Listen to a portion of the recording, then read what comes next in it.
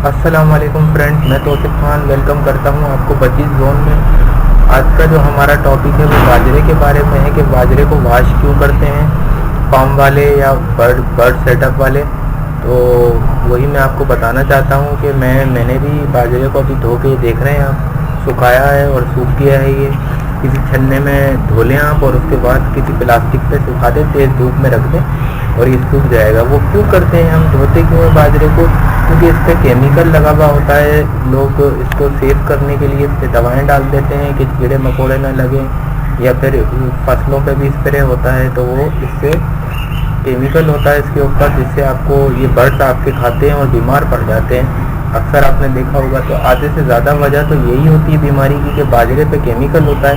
इसलिए दोस्तों, भले आप 1 किलो बाजरा लें तो धो के सुखा दें उसको और फिर उसको बाजरा बर्ड्स को खिलाएं, तो इससे आपके बर्ड्स बीमार नहीं पड़ेंगे और सेहत तंदुरुस्त सेहतियाब रहेंगे। क्योंकि केमिकल दवा उनके पेट में चली जाती है, इससे ही बीमार पड़ जाते हैं। ये बहुत ज़रूरी टॉपिक था जो मैं आज आपको शेयर करना चाहता था।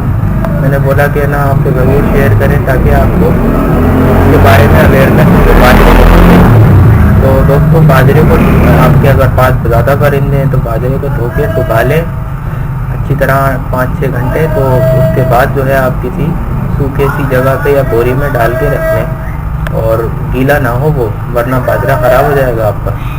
तो दोस्तों, अगर आप धो के देंगे बाजरा बर्ड्स को तो इससे बीमारी के चांस कम हो जाएंगे, बीमार नहीं पड़ेंगे बर्ड्स आपके और सेहत तंदुरुस्त सेहतियाब रहेंगे।